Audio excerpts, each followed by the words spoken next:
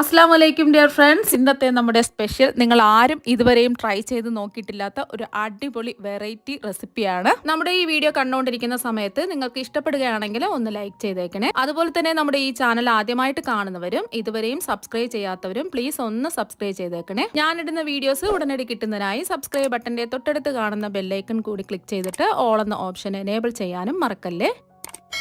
ആദ്യം തന്നെ ഇതിനായിട്ട് 250 ml കപ്പിന് 1 കപ്പ് സോയയാണ് ഞാൻ എടുത്തിട്ടുള്ളത്. 3 പ്രാവശ്യം ഒന്ന് കഴുകിയിട്ട് വേണം സോയ എടുക്കാനായിട്ട്. ഇനി ഈ സോയ ഒരു പാനിലേക്ക് ഇട്ട് കൊടുക്കാം. ഇനി ഇതിലേക്ക് ഒരു തക്കാളി നല്ലോണം കഴുകി വൃത്തിയാക്കി എടുത്ത ഒരു തക്കാളി വെച്ച് കൊടുക്കാം. അത്യാവശ്യം വലുപ്പമുള്ള ഒരു തക്കാളിയാണ് എടുത്തിട്ടുള്ളത്. ഇനി ഇതിലേക്ക് 2 വറ്റൽമുളകും കൂടി ഇട്ട് കൊടുക്കാം. ഇനി ഇതിലേക്ക് ഇട്ട് കൊടുക്കുന്നത് 1 ഇഞ്ച് വലുപ്പത്തിലുള്ള ഇഞ്ചിയാണ്. ഇഞ്ചിയും കൂടി ഇട്ട് കൊടുക്കാം. ഇനി ഇത് വേവിച്ചെടുക്കുന്നതിന് ആവശ്യമായ വെള്ളം ഒഴിച്ചു കൊടുക്കാം. ഇത് മുങ്ങിക്കിടക്കത്തക്ക രീതിയിലുള്ള വെള്ളം വേണം ഒഴിച്ചു കൊടുക്കാൻ.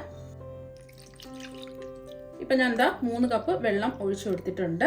ഇനി ഇതിലേക്ക് ആവശ്യത്തിനുള്ള ഉപ്പിട്ട് കൊടുക്കാം. ഞാനിപ്പോൾ 1 ടീസ്പൂൺ ഉപ്പാണ് ഇട്ട് കൊടുക്കുന്നത്. ഇതെല്ലാം ഒന്ന് ഇളക്കി കൊടുക്കാം. ഇനി ഇത് മൂടി വെച്ച് ഒന്ന് വേവിച്ചെടുക്കാം. മീഡിയം ടു ഹൈ ഫ്ലെയിം വെച്ച് കൊടുക്കാം. ഇപ്പം നമ്മൾ ഇത് വേവിക്കാൻ വെച്ചിട്ട് ഒരു 10 മിനിറ്റ് ആയി. ഇനി ഇത് നമുക്കൊന്ന് തുറന്ന് നോക്കാം. ഇപ്പം കണ്ടില്ലേ, നല്ലോണം സോയൊക്കെ വെന്തിട്ടുണ്ട്. അപ്പം ഇത്രയും മതി. ഇനി ഇതിൻ്റെ വെള്ളം ഒന്ന് മാറ്റാൻ വേണ്ടിയിട്ട് ഒരു അരിപ്പയിലേക്ക് ഒഴിച്ച് വെക്കാം.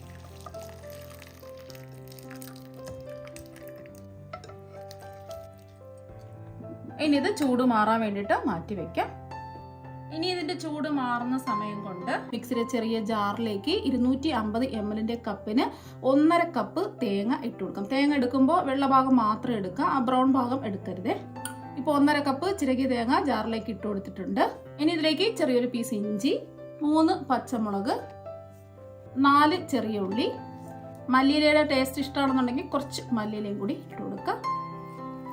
ഇനി ആവശ്യത്തിനുള്ള ഉപ്പ് ഇട്ട് കൊടുക്കാം. ഞാനിപ്പോൾ ഒരു 3/4 ടീസ്പൂൺ ഉപ്പാണ് ഇട്ട് കൊടുക്കുന്നത്. നോക്കിയിട്ട് വേണമെന്നുണ്ടെങ്കിൽ പിന്നീട് ഉപ്പ് ചേർത്ത് കൊടുത്താൽ മതിയാവും. ഇനി ഇത് അരച്ചെടുക്കാൻ ആവശ്യത്തിന് വെള്ളം ഒഴിച്ചു കൊടുക്കാം. ഞാനിപ്പോൾ 250 ml കപ്പിന് 3/4 കപ്പ് വെള്ളമാണ് ഒഴിച്ചു കൊടുക്കുന്നത്. ഇതൊന്ന് അരച്ചെടുക്കാം. ഒരുപാട് പേസ്റ്റ് രൂപത്തിൽ അരച്ചെടുക്കരുത്, തരിതരിപ്പായിട്ട് വേണം ഇതൊന്ന് അരച്ചെടുക്കാനായിട്ട്. ഇപ്പം ഇത് അരച്ചെടുത്തിട്ടുണ്ട്. ഈ ഒരു രീതിക്ക് വേണം അരച്ചെടുക്കാനായിട്ട്. ഒരുപാട് അങ്ങ് പേസ്റ്റ് രൂപത്തിൽ അരച്ചെടുക്കാതെ തരിതരിപ്പായിട്ട് ഇതുപോലെ അരച്ചെടുക്കുക. ഇനി അരച്ചെടുത്തത് ഒരു ബൗളിലേക്ക് ഒഴിച്ചു കൊടുക്കാം. കിടക്കുന്ന ഒരു പാനിലേക്ക് 1 ടേബിൾ സ്പൂൺ വെളിച്ചെണ്ണ ഒഴിച്ചു കൊടുക്കുക. എണ്ണ ഒന്ന് ചൂടാവട്ടെ. എണ്ണ ഒന്ന് ചൂടാതിന് ശേഷം 1 ടീസ്പൂൺ കടുക് ഇട്ട് കൊടുക്കുക. കടുക് ഒന്ന് പൊട്ടി വരട്ടെ.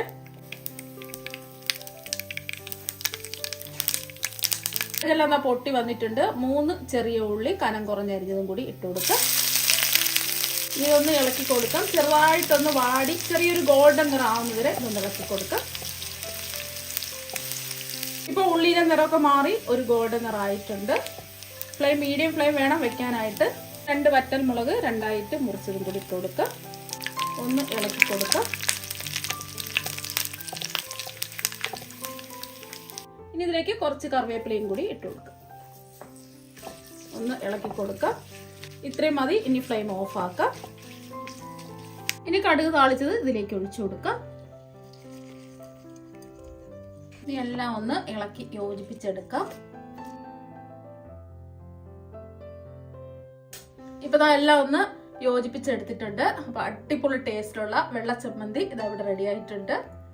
കഴിക്കാനായിട്ട് നല്ല അടിപൊളി ടേസ്റ്റ് ആണ്. ഇപ്പൊ ഇതിന്റെ ചൂടൊക്കെ മാറിയിട്ടുണ്ട്. ഞാൻ തക്കാളിയുടെ പുറത്തുള്ള തൊലി നമുക്ക് എടുത്ത് മാറ്റാം. അതാ തക്കാളിയുടെ തൊലി മാറ്റിയിട്ടുണ്ട്. ഇപ്പൊ ഇതിന്റെ ചൂട് നല്ലോണം മാറിയിട്ടുണ്ട്. ഇനി ഇത് മിക്സിയുടെ ജാറിലേക്ക് ഇട്ട് കൊടുക്കാം. ഇപ്പൊ എല്ലാം മിക്സിയുടെ ജാറിലേക്ക് ഇട്ട് കൊടുത്തിട്ടുണ്ട്. ഇനി വെള്ളമൊന്നും ഒഴിക്കേണ്ട ആവശ്യമില്ല. നല്ല പേസ്റ്റ് പരുവത്തിന് ഇതൊന്ന് അരച്ചെടുക്കാം. ഇപ്പൊ ഇത് നല്ലോണം അരച്ച് എടുത്തിട്ടുണ്ട്. ഈ ഒരു രീതിക്ക് അരച്ചെടുക്കുക. ഇനി നമ്മൾ അരച്ചെടുത്ത മിക്സ് ഒരു ബൗളിലേക്ക് ഒഴിച്ചു കൊടുക്കാം. ഇനി നമ്മൾ അരച്ചെടുത്ത മിക്സിലേക്ക് 250 ml കപ്പിന് 1 കപ്പ് ഗോതമ്പ് പൊടി ഇട്ട് കൊടുക്കുക. ഇനി അടുത്തതായിട്ട് ഇട്ട് കൊടുക്കുന്നത് അരിപ്പൊടിയാണ്. ഇടിയപ്പം പത്തിരിക്കൊക്കെ എടുക്കുന്ന ഒട്ടും തരിയൊന്നും ഇല്ലാത്ത വറുത്ത പച്ചരിപ്പൊടിയാണ്. 3/4 കപ്പാണ് എടുത്തിട്ടുള്ളത്. 250 ml കപ്പിന് 3/4 കപ്പ് അരിപ്പൊടിയാണ് എടുത്തിട്ടുള്ളത്.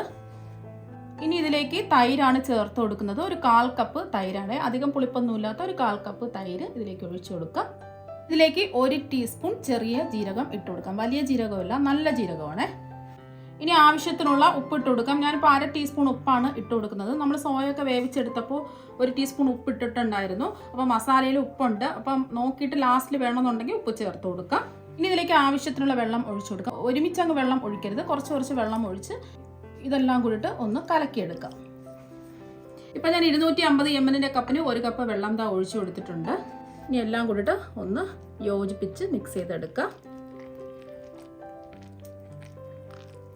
നമ്മളെടുക്കുന്ന ഓരോ അരിപ്പൊടിയുടെ വറവിനനുസരിച്ച് വെള്ളത്തിൻ്റെ അളവ് വ്യത്യാസം ഉണ്ടാകും.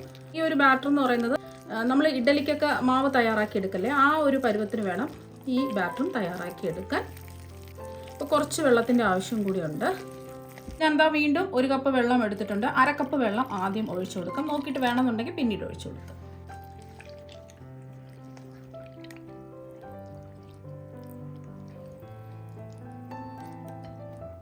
ഇപ്പോൾ എല്ലാം ഒന്ന് മിക്സ് ചെയ്ത് യോജിപ്പിച്ചെടുത്തിട്ടുണ്ട്. ഇപ്പോൾ എനിക്കിപ്പം 1.5 കപ്പ് വെള്ളത്തിൻ്റെ ആവശ്യമേ വന്നിട്ടുള്ളൂ. അപ്പോൾ ഈ ഒരു രീതിക്ക് വേണം ബാറ്റർ റെഡിയാക്കി എടുക്കാൻ. നമ്മൾ ഇഡ്ഡലിക്കൊക്കെ മാവ് തയ്യാറാക്കി എടുക്കില്ലേ, ആ ഒരു കട്ടിക്ക് വേണം നമ്മൾ ഈ ബാറ്ററും തയ്യാറാക്കി എടുക്കാൻ. ഒരുപാടങ്ങ് ലൂസാവാൻ പാടില്ല, ഒരുപാടങ്ങ് കട്ടിയാവാനും പാടില്ല. ഈ സമയത്ത് ഉപ്പുണ്ടോ നോക്കുക, ആവശ്യമെങ്കിൽ ഉപ്പ് ചേർത്ത് കൊടുക്കുക. ഇനി ഇതിലേക്ക് ഒരു ചെറിയ സവാള ചെറുതായിട്ട് കട്ട് ചെയ്തെടുത്തത് ഇട്ട് കൊടുക്കുക. വലിയ സവാള ആണെന്നുണ്ടെങ്കിൽ 1 സവാളയുടെ പകുതി സവാള എടുത്താൽ മതിയാകും. ഇനി ഇതിലേക്ക് ചേർത്ത് കൊടുക്കുന്നത് ഒരു ചെറിയ ക്യാരറ്റ് ഗ്രേറ്റ് ചെയ്തെടുത്തതാണ്, അതും കൂടി ചേർത്ത് കൊടുക്കുക. ഇനി നിങ്ങൾക്ക് വേണമെന്നുണ്ടെങ്കിൽ കറിവേപ്പില കുറച്ച് ചേർത്ത് കൊടുക്കാം. ഞാനിപ്പോൾ മല്ലിയില കട്ട് ചെയ്താണ് കുറച്ച് ചേർത്ത് കൊടുക്കുന്നത്. ഒരു 2 ടേബിൾ സ്പൂൺ ചേർത്ത് കൊടുത്താൽ മതി. ഇതെല്ലാം കൂടിയിട്ട് ഒന്ന് മിക്സ് ചെയ്തെടുക്കാം.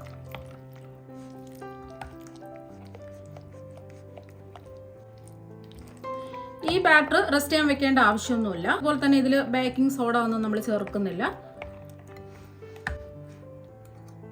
അപ്പം നമ്മുടെ ബാറ്റർ ഇതവിടെ റെഡി ആയിട്ടുണ്ട്.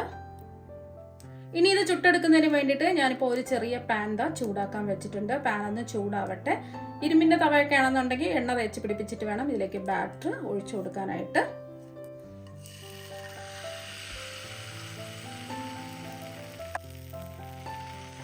രണ്ട് വലിയ സ്പൂൺ ബാറ്റർ ഇതാ ഒഴിച്ചു കൊടുത്തിട്ടുണ്ട്. ഒന്ന് ചെറുതായിട്ട് ഒന്ന് പരത്തി കൊടുക്കാം. ഇനി ഇതിൻ്റെ സൈഡിലായിട്ട് ഒരു 1/2 ടീസ്പൂൺ എണ്ണ ഒഴിച്ചു കൊടുക്കാം. ഞാനിപ്പോൾ വെളിച്ചെണ്ണ ഒരു 1/2 ടീസ്പൂൺ ഇതിൻ്റെ സൈഡിലായിട്ട് ഒഴിച്ചു കൊടുക്കുന്നുണ്ട്. നല്ലോണം ഒന്ന് മൊരിഞ്ഞ് കിട്ടുന്നതിന് വേണ്ടിയിട്ടാണ്. വേണമെന്നുണ്ടെങ്കിൽ ഒഴിച്ചു കൊടുത്താൽ മതി. ഇനി ഇത് മൂടി വെച്ച് കൊടുക്കുക. Flame low to medium flame വെച്ച് കൊടുക്കുക. നമ്മളിത് മൂടി വെച്ച് കൊടുത്തിട്ട് ഒരു 2 മിനിറ്റ് കഴിഞ്ഞിട്ടുണ്ട്. ഇതിൻ്റെ പുറമൊക്കെ ഒന്ന് ഡ്രൈ ആയി വരണം. ഇപ്പം ഇതിൻ്റെ പുറമൊക്കെ ഡ്രൈ ആയി വന്നിട്ടുണ്ട്. ഇനി ഇതൊന്ന് തിരിച്ചിട്ട് കൊടുക്കുക. ഈ വശവും ഇതുപോലെ തന്നെ വേവിച്ചെടുക്കാം. ഇപ്പം നമ്മൾ തിരിച്ചിട്ട് കൊടുത്തിട്ട് മൂടി വെച്ച് കൊടുത്തിട്ടില്ല. ഒരു 2 മിനിറ്റ് ആയിട്ടുണ്ട്. വേണമെന്നുണ്ടെങ്കിൽ മൂടി വെച്ച് കൊടുക്കാം. ആയിട്ടുണ്ടോ എന്ന് നോക്കാം. ഇപ്പം കണ്ടില്ലേ, 2 വശവും മുരിഞ്ഞ് കിട്ടിയിട്ടുണ്ട്. ഇതുപോലെ തന്നെ നമുക്ക് ബാക്കിയെല്ലാം ചുട്ടെടുക്കാം. അപ്പോൾ സോയ വെച്ചിട്ട് വളരെയധികം ഹെൽത്തി ആയിട്ടുള്ള ദോശ ഇവിടെ റെഡി ആയിട്ടുണ്ട്. നല്ല ടേസ്റ്റാണ് കഴിക്കാനായിട്ട്. ഇനി ഇതിൽ നിന്നും ഒരെണ്ണം എടുത്ത് കാണിച്ചു തരാം. നല്ല പഞ്ഞി പോലെ സോഫ്റ്റ് ആയിട്ടാണ് ഇരിക്കുന്നത്. നിങ്ങൾക്ക് വേണമെന്നുണ്ടെങ്കിൽ ഇതിൽ ഒരു 1/4 ടീസ്പൂൺ ബേക്കിംഗ് സോഡ ചേർത്ത് കൊടുക്കാം. ഞാൻ ബേക്കിംഗ് സോഡ എന്നും ചേർക്കാതെ നല്ല സോഫ്റ്റ് ആയിട്ടുള്ള ദോശ ഇവിടെ റെഡിയാക്കി എടുത്തിട്ടുണ്ട്. ഇനി ഇത് മുറിച്ചും കൂടി കാണിച്ചു തരാം. അപ്പോൾ ഇതിൻ്റെ കൂടെ കഴിക്കാൻ വേണ്ടിയിട്ട് അടിപൊളി ടേസ്റ്റുള്ള വെള്ളച്ചമ്മന്തിയും ഇവിടെ റെഡി ആയിട്ടുണ്ട്. ഇനി ഇതൊന്ന് മുറിച്ച് കാണിച്ചു തരാം. കണ്ടില്ലേ, നല്ല സോഫ്റ്റ് ആയിട്ടാണ് ഇരിക്കുന്നത്. ബേക്കിംഗ് സോഡ ഒന്നും ചേർക്കാതെ തന്നെ നല്ല സോഫ്റ്റ് ആയിട്ട് പഞ്ഞി പോലെയാണ് ഇരിക്കുന്നത്. അപ്പോൾ നിങ്ങൾ എല്ലാവരും ഈ ഹൈ പ്രോട്ടീൻ ദോശ തയ്യാറാക്കി നോക്കുക. തീർച്ചയായും നിങ്ങൾക്ക് എല്ലാവർക്കും ഒരുപാട് ഇഷ്ടമാകും. അപ്പം നമുക്ക് മറ്റൊരു വെറൈറ്റി വീഡിയോ ആയിട്ട് വീണ്ടും കാണാം. താങ്ക്